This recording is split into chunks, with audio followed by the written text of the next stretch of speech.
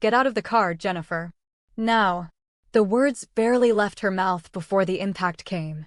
Metal screamed. Glass shattered. Jennifer Holden was thrown forward, the seatbelt biting into her chest as the world spun violently sideways. The smell of burnt rubber filled the air. Somewhere, a horn wailed endlessly. "Richard," she shouted, struggling against the deployed airbag. "Richard, are you okay?" Richard Brantley was already moving. Blood trickled from his temple, but his hands were steady as he kicked the driver's door open and stepped into the rain-soaked night. Headlights blinded him. A black SUV idled too close for comfort, its engine growling like a warning. "Stay in the car," he snapped over his shoulder. The SUV door opened. Two men stepped out. Richard's jaw tightened. Of all nights, of all cities, this couldn't be coincidence. One of the men smiled slowly. "Mr. Brantley, you really shouldn't travel without security." Richard took one deliberate step forward, placing himself fully between Jennifer and them. Rain soaked through his suit, but his voice didn't waver. "Walk away." The man laughed. "Still protecting things that don't belong to you anymore?" Jennifer pushed her door open despite the pain in her ribs. "Richard, what's happening?" His shoulders stiffened at the sound of her voice. "Get back inside." But it was too late. The man's gaze slid to her, sharp and calculating. So this is her. The tension snapped like a wire pulled too tight. Before anyone could move, sirens cut through the night, loud, sudden, relentless. The men cursed under their breath, retreating quickly back into the SUV. Tires screeched as the vehicle disappeared into traffic, just as police cars flooded the intersection. Richard didn't move until they were gone. Only then did he turn to Jennifer. She was shaking, not just from the crash, but from the way he was looking at her. Like she was real. Like she was dangerous. Like she was everything he'd buried for years. "You shouldn't be here," he said quietly. Jennifer let out a bitter laugh. "Funny. I was just thinking the same thing." And, just like that, fate had slammed them back together, harder than any collision. If you believe some love doesn't fade no matter how much time passes, subscribe to the channel now, because this story is only getting started. Hours earlier, Jennifer had thought the biggest risk she was taking was accepting a temporary consulting job in New York, just 2 weeks before her wedding. She hadn't known the company belonged to Richard Brantley.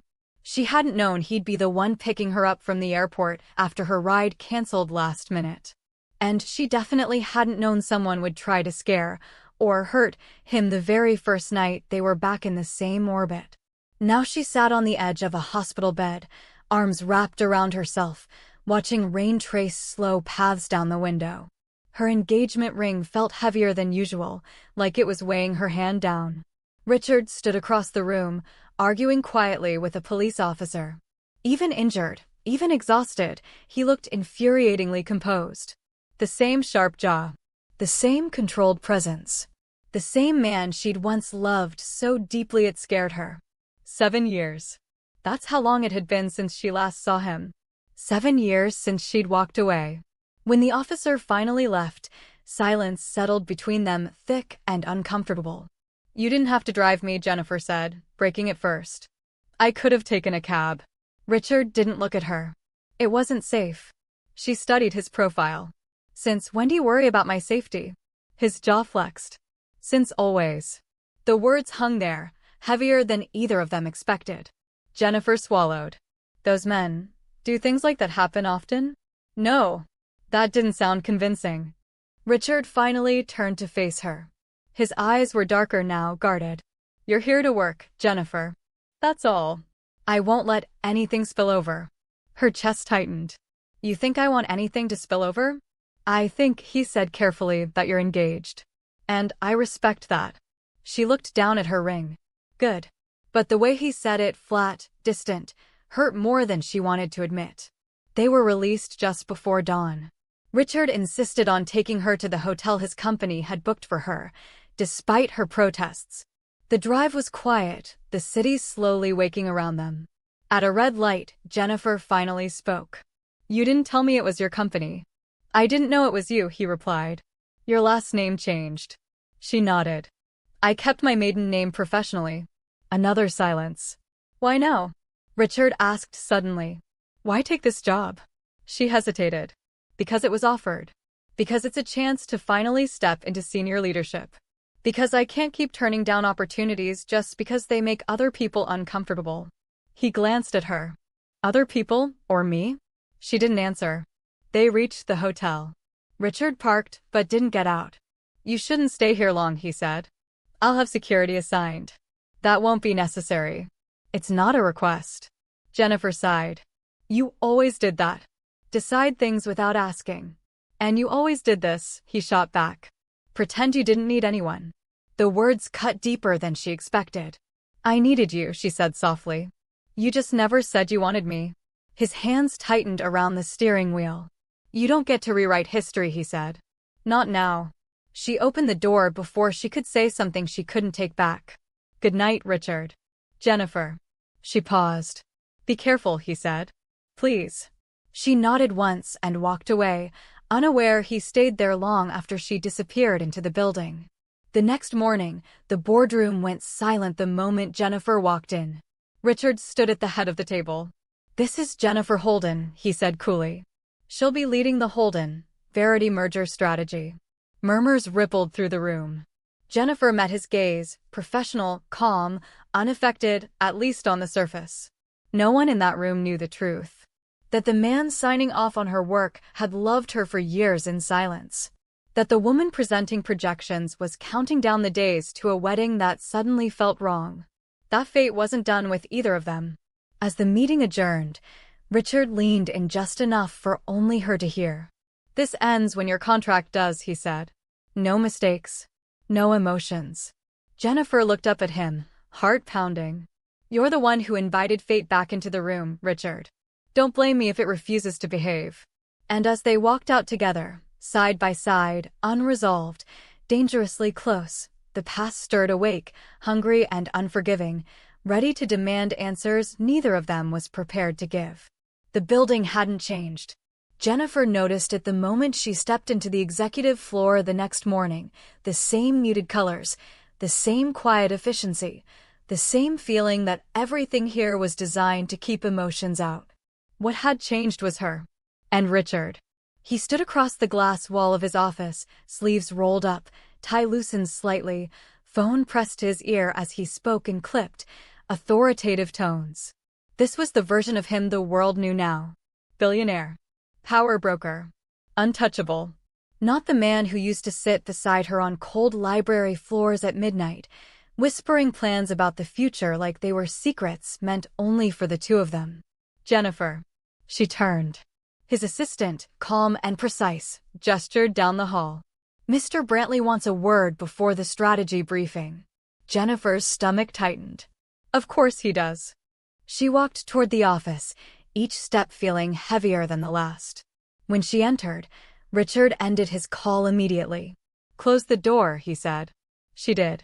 Silence stretched between them, thick and uncomfortable. You put yourself in danger last night, he said finally. Her brows knit. Excuse me? Those men weren't random. And the fact that you were with me. I didn't know, she cut in. And you don't get to speak to me like I made a mistake by being there. His eyes flickered.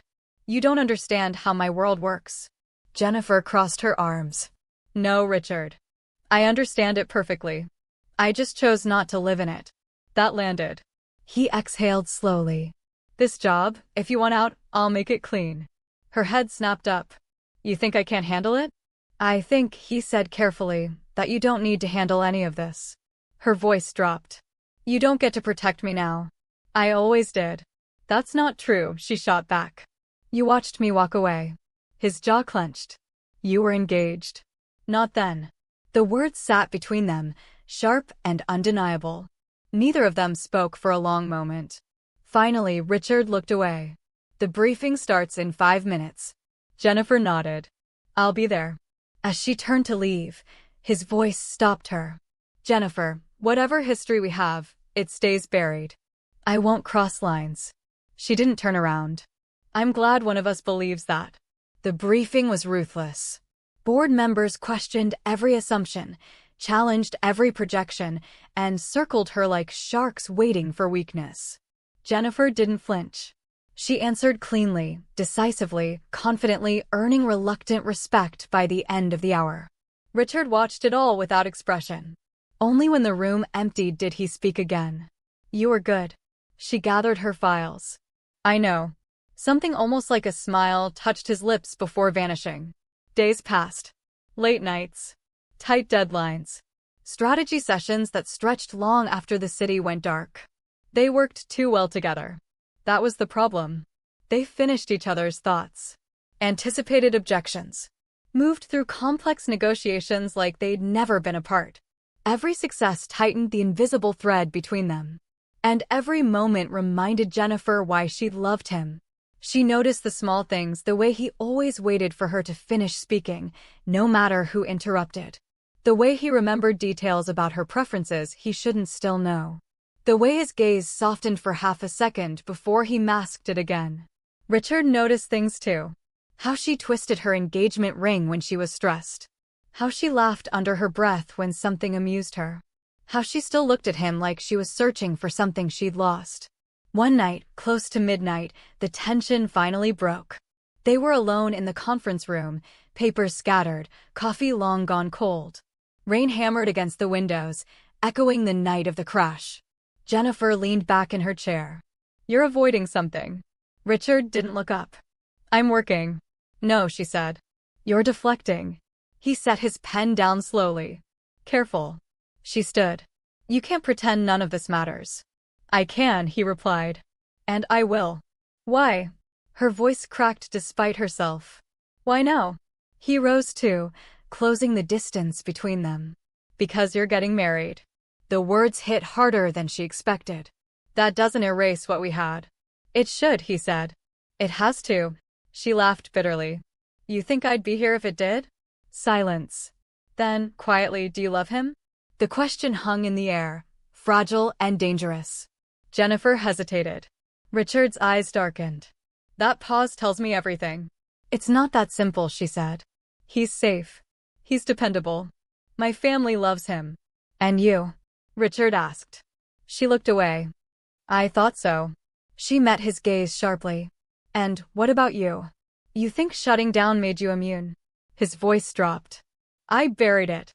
"That's not the same thing." For a split second, something raw broke through his composure. "I loved you," he said. Quietly. Completely. For years. Her breath caught. "And when you chose him," he continued, "I let you go because I didn't want to be the reason you hesitated." Tears burned her eyes. "You never gave me the choice. And you never asked," he shot back. The air between them crackled. Before either of them could step closer or do something worse, the door opened. Richard's assistant froze. Sorry. Mr. Brantley, security flagged an issue downstairs." Richard straightened instantly. "What kind of issue?" "Your fiancé," the assistant said, looking at Jennifer. "He's here. He's asking questions." Jennifer's heart dropped. "Why would he be here?" she whispered. Richard's jaw tightened. "That depends." Moments later, Jennifer spotted him across the lobby. Tall. Polished. Familiar. Daniel Holden smiled when he saw her, relief flashing across his face. "Jen," he said, pulling her into a hug. "I tried calling." She stiffened slightly. "Daniel, what are you doing here?" "I had meetings in the city," he said, glancing around. "Thought I'd surprise you." His gaze shifted and landed on Richard. The air changed instantly. Daniel's smile tightened. "And you are?" Richard stepped forward, calm and composed. "Richard Brantley, CEO." Daniel's brows lifted. So this is your boss?" "Yes," Jennifer said quickly. "Richard, this is Daniel. My fiancé." The word felt like a wall slamming down. Richard extended his hand. "Pleasure." Daniel shook it, grip firm. "Likewise." "Jennifer's mentioned you." Richard arched a brow slightly. "Has she?" Daniel's arm slid possessively around Jennifer's waist. "She speaks highly of the company." Richard met Jennifer's eyes over Daniel's shoulder. "Of course she does," he said. Dinner was suggested. Declined. Suggested again. By the time Daniel left, the damage was done. "You didn't tell him," Richard said afterward. Jennifer looked exhausted. "Tell him what?" That you used to know me. She met his gaze. That part of my life is private. So is mine, he replied coolly. Which is why I suggest you keep boundaries. Her voice trembled. You think I don't feel them closing in? I think, he said, stepping back, that you're standing in the middle of two lives. And one of them is about to break. She watched him walk away, heart pounding, knowing he was right. That night, alone in her hotel room, Jennifer stared at her phone long after Daniel fell asleep on the other end of the line. She didn't call Richard. She didn't need to. Because something had already shifted, and neither of them could stop what was coming next. Jennifer barely slept that night. Daniel's voice echoed in her head long after the call ended, easy, confident, certain about a future she was no longer sure she fit into. He talked about the venue, the guest list, his parents flying in early. She responded automatically, murmuring the right words, while her mind replayed Richard's face in the lobby. Controlled. Watching. Hurting. By morning, she was exhausted and tightly wound. The day didn't give her time to recover. The merger talks took a turn just before noon. One of the partner firms abruptly pulled out, citing concerns over leadership transparency. It was a polite way of saying someone had spooked them. Richard called an emergency meeting. Jennifer entered the conference room to find him already there, jacket off, sleeves rolled up again, pacing slowly. He stopped the moment he saw her. Close the door, he said. She did. This isn't random, he continued. Someone is pushing pressure points. Jennifer dropped her bag. Related to last night? Yes. Her stomach tightened. Daniel? No, Richard said quickly. Not intentionally. But his presence confirmed something I'd hoped wasn't true. She crossed her arms. Which is? That you're a liability. The words stung more than she expected. I didn't ask to be, she said quietly. I know. He scrubbed a hand over his face. And that's the problem. He explained quickly. A rival group had been circling him for months, trying to destabilize the merger. Personal leverage. Fear tactics. The accident hadn't been an accident, at least not entirely. And now, he added, they know you matter. Jennifer felt cold all over. You don't get to decide that. I didn't, he snapped. They did. She took a breath. Then remove me from the project. No. She blinked. Excuse me. They already know who you are. Pulling you now would confirm it. So what, you want me to pretend none of this scares me? I want you protected. There it is again, she said sharply. You deciding for me. Richard met her gaze, voice low. Jennifer, if anything happened to you because of me, you don't get to carry that, she said. I chose to be here. Silence. Then, quietly, I never stopped. Her heart skipped. Stopped what? Choosing you, he said. The confession sat heavy between them. Before she could respond, his phone rang. He glanced at it and stiffened. It's Daniel, Jennifer said, seeing the name reflected faintly in his expression. Richard answered anyway. This is Richard Brantley. There was a pause. Then Daniel's voice, pleasant, firm, filtered through the speaker. I hope I'm not interrupting. You are, Richard replied calmly. But go on. Jennifer's chest tightened. I just wanted clarity, Daniel continued. About the nature of your relationship with my fiancé. Richard's eyes flicked to Jennifer. Professional, he said evenly. That's all. Daniel laughed lightly. Funny. That's not the impression I got. Jennifer stepped forward. Daniel. I spoke to someone last night, Daniel cut in. An old colleague of yours, Richard. Small world. He mentioned you and Jennifer went way back. Richard's jaw tightened. You went digging. I did, Daniel admitted. Because I don't like surprises. Neither do I, Jennifer thought. And? Richard asked.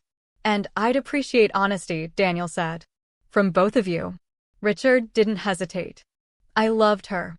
The room went still. There was a sharp intake of breath on the other end of the line. In the past, Richard continued. She chose a different life. I respected that. Daniel was silent for a long moment. Jennifer, he finally said. Is that true? She closed her eyes. Yes. Another pause. Longer this time. Then I think, Daniel said carefully, we should talk. In person. The line went dead. Jennifer sank into a chair, hands trembling. You shouldn't have said that, she whispered. I won't lie for you, Richard replied. Not anymore. She looked up at him. You just blew up my life. He held her gaze. I think it's been cracked for a while. That evening, Daniel arrived at her hotel. The conversation was worse than she'd imagined. I asked you once, he said, pacing the room. Just once, if there was anyone else. There isn't, Jennifer insisted. Not like that. But there was, he snapped. And he's still here. She rubbed her temples. Daniel, please. You're in love with him, he said flatly. She opened her mouth to deny it. Nothing came out. Daniel laughed, bitter and hollow. You didn't even fight it. Tears streamed down her face. I didn't know it was still there. But it is, he said. And you're standing in his building every day pretending it isn't. She whispered, I never touched him. I never crossed a line. But you're already gone, Daniel replied. I can feel it. Silence filled the room. Finally, he picked up his jacket. I won't beg. Daniel. Call me, he said. When you decide who you're marrying. The door closed softly behind him. Jennifer slid down against it, sobbing quietly, the weight of her choices pressing down on her chest. The next morning, she didn't go to work. Richard noticed immediately. By noon, he was at her hotel. She opened the door, eyes red, face drawn. You shouldn't be here, she said. I know. You're making this worse. I know, he repeated. But I couldn't sit there wondering if you were okay. She stepped aside. They didn't touch. Didn't sit close. The restraint between them felt fragile, like glass under pressure. Daniel left, she said. Richard nodded slowly. I'm sorry. I don't know what I'm doing, she admitted. Everything I thought was solid, isn't. He leaned forward, elbows on his knees. You don't have to decide anything right now. She laughed weakly. You always say that. And then life forces a decision anyway. A knock interrupted them. Richard's phone buzzed at the same time. His expression hardened as he read the message. What is it? Jennifer asked. They're escalating, he said. The same people from the accident. Her blood ran cold. What do they want? Me, he said. And now, leverage. Another knock. Louder. Richard stood instantly, positioning himself in front of her. Stay back, he said. The knock came again, urgent, insistent. Before either of them could react, the door burst open. Security flooded in, weapons drawn. Mr. Brantley, one of them said, breathless. We have a situation. A threat was delivered to the office. Richard's eyes locked on Jennifer. What kind of threat? She asked, fear creeping into her voice. The guard hesitated. It mentions her by name. The room tilted. Jennifer's heart pounded as reality settled in. Fate hadn't just brought her back into Richard's life. It had painted a target on her back and forced a choice neither of them could outrun any longer. Jennifer didn't remember standing up, only the sound of her own heartbeat roaring in her ears. My name, she asked, voice barely steady. They used my name? The guard nodded. Directly. Richard was already issuing orders. Lock down the floor. I want eyes on every entrance. No press, no leaks. He turned to Jennifer, his expression hard with something close to fear. You're coming with me. She shook her head automatically. Richard, I can't just disappear. You can, he said. And you will. This is exactly what I mean, she snapped, panic sharpening her tone. You don't get to decide. I get to keep you alive, he cut in. Argue with me later. The guards cleared the hallway as they moved quickly toward the service elevator. Jennifer's hands trembled as the doors closed, sealing them into a small, humming space. This is insane, she whispered. Richard didn't look at her. I know. They exited into an underground garage where a dark sedan waited, engine already running. Within seconds, they were pulling into traffic, the city blurring past. Only when they were several blocks away did Richard finally speak again. They left a message, he said. A delivery at my office. No explosives. Just a warning. Jennifer swallowed. What did it say? That I should remember what I have to lose. Her chest tightened painfully. This is my fault. No, he said immediately. This is mine. She looked at him. You didn't make me come back. I made it possible, he replied. I always have. The car stopped in front of a quiet, nondescript building on the Upper East Side. Richard ushered her inside, through a private entrance, up to a spacious, but understated apartment. "This is a safe house," he explained. "Only 3 people know it exists." Jennifer took it in slowly. "You planned for this." "I planned for everything." She laughed weakly. "Except us." That finally got him to look at her. The door closed behind them, sealing them in silence. For the first time since the accident, there was nowhere else to go. "You can't stay here long," she said, pacing. "Daniel will notice." "My family." "Daniel already knows something's wrong," Richard said quietly. "And right now, your family can't protect you." She stopped. "So what, you expect me to hide while you fight ghosts?" "I expect you to trust me." Her voice cracked. "That's the problem. I don't know how to do that without losing myself." He stepped closer, careful, controlled. "I never wanted you to lose anything." "But I did," she said. "I lost you." The words slipped out before she could stop them. Richard inhaled sharply. "You chose another man." "Because you never chose me," she shot back. "You stood there loving me in silence while my life kept moving." His restraint finally fractured. "I chose you every day," he said, voice low and raw. "I chose you when I stayed quiet. I chose you when I watched you build a future without me. I chose you when I told myself your happiness mattered more than my pain." Tears spilled freely down her cheeks. "And you thought that was noble?" "I thought it was love." Silence stretched, heavy and fragile. Jennifer wiped her face. "Daniel proposed because he was sure. Because he showed up. Because he didn't make me guess." Richard looked away. "And yet you're here." She laughed through tears. "Because fate is cruel." That night, neither of them slept. Jennifer lay awake in the guest room, staring at the ceiling, every memory rising uninvited. The first time Richard held her hand. The night she almost told him she loved him until he changed the subject. The moment she accepted Daniel's ring, telling herself certainty was safer than longing. Sometime after midnight, she heard raised voices. She crept toward the living area.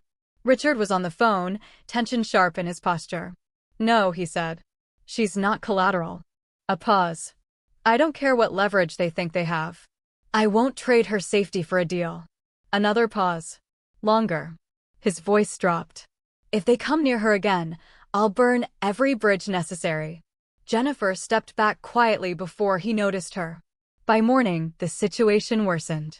A story leaked online, anonymous sources suggesting the merger was compromised by personal conflicts of interest.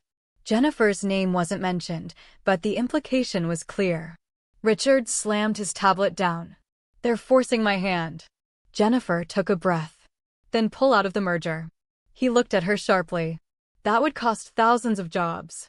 And staying in costs people their safety," she said. "Including me." He ran a hand through his hair. "You think I don't see that?" "Then listen to me," she urged. "I won't be the reason you destroy everything you built." His voice was tight. "You're not a reason.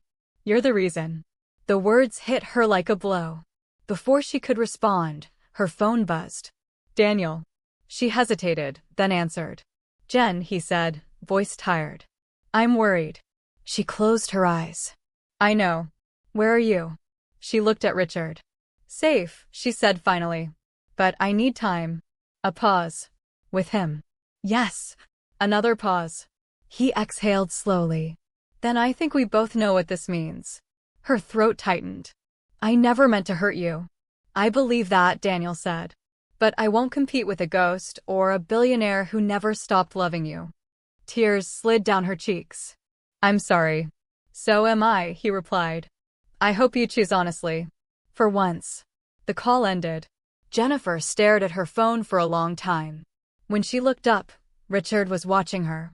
"It's over," she said softly. His face remained unreadable. "Are you okay?" "No," she admitted. "But I will be." They stood there, the truth finally stripped bare between them. That evening, Richard received confirmation of a meeting request. "They want to negotiate," he told her. Off the record. Her pulse spiked. "You're going." "I don't have a choice." "You do," she said firmly. "You walk away. From the deal. From me. From all of it." He stepped closer. I already walked away once. I won't do it again. Fear surged through her. Richard, please. I won't lose you, he said. Not like this. Her voice trembled. What if choosing me costs you everything? He met her gaze, unwavering. Then it's a cost I'll finally accept. Outside, sirens echoed faintly in the distance. Inside, Jennifer realized the truth she'd been avoiding. This wasn't just about love. It was about courage. And whatever happened next would change both their lives forever. The meeting was set for midnight. No boardrooms. No assistants. No paper trail. Richard stood by the window of the safe house, watching the city lights pulse like a living thing. Somewhere out there were men who believed they could corner him, bend him, scare him into sacrificing what mattered most. They were wrong. Jennifer watched him from across the room.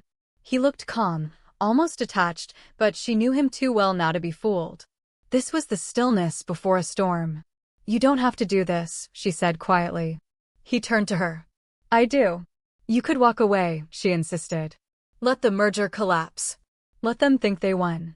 And prove they were right to threaten you, he replied. No. Her chest tightened. What if it goes wrong? He stepped closer, his voice softer. Then promise me something. She swallowed. What? That you won't choose safety anymore, he said. Not because of me. Because of you. Tears welled in her eyes. You're asking me to gamble everything. He nodded once. So am I. The silence between them felt final, fragile. Jennifer took a breath. Then come back. His mouth curved into the faintest smile. I plan to. The warehouse was abandoned, cold, and lit by a single hanging bulb. Richard arrived alone, exactly as instructed. 3 men waited. One stepped forward. Mr. Brantley. You're difficult to pressure. Richard adjusted his cufflinks calmly. You're unimaginative. Another man smirked. You've built an empire. Shame to watch it crumble because of sentiment. Richard's eyes hardened. You made one mistake. Oh. You assumed she was leverage, he said. She's not. The men exchanged glances. She's the line, Richard continued. Cross it, and I stop playing defense. The first man scoffed. You think you can scare us? No, Richard replied evenly. I think you already checked your accounts. Confusion flickered. Your funding, Richard said, your shell companies, your offshore protections, gone. Frozen. Exposed. I let you think you were in control so you'd gather in one place. The smile vanished from the man's face. You set us up. Yes, Richard said. And this is the last time you ever speak her name. Sirens wailed outside the warehouse, loud, unavoidable. Richard turned and walked away before they could say another word. By sunrise, the story broke. Not the threats. Not Jennifer. The truth. An exposé on corporate manipulation. Arrests. Charges. The rival group dismantled overnight. The merger stabilized, cleaner, stronger, undeniable. Richard Brantley was praised for decisive leadership. But that wasn't the victory that mattered. Jennifer stood on the balcony of the safe house as the city woke up. When she heard the door open behind her, her breath caught. Richard was there. Tired. Safe. She turned fully, tears spilling freely this time. You came back. He crossed the distance between them in 3 steps and pulled her into his arms. For the first time in years, he didn't hold back. I told you I would, he murmured into her hair. She clung to him, the weight of fear and restraint finally lifting. I was so scared. So was I, he admitted. But I wasn't scared of losing everything. She pulled back slightly, looking up at him. What were you scared of?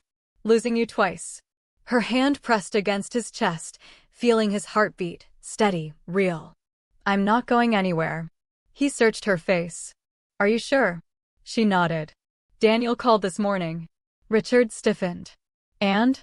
I told him the truth, she said. That I chose safety once. And it cost me years of my life. Richard didn't interrupt. I gave him the ring back, she finished. Not because you asked. Not because fate forced me. But because I finally listened to myself. He exhaled slowly, emotion flashing across his usually controlled features. Jennifer. She shook her head gently. Let me finish. She took his hands. I don't want a life that looks right from the outside. I want the one that feels honest, even when it's terrifying. His voice was hoarse. You're choosing me. I'm choosing us, she said. For the first time. He pulled her into a kiss then, not rushed, not desperate, but deep and certain. A kiss that carried 7 years of restraint and regret and quiet love finally allowed to exist. Weeks later, the city felt different. Quieter.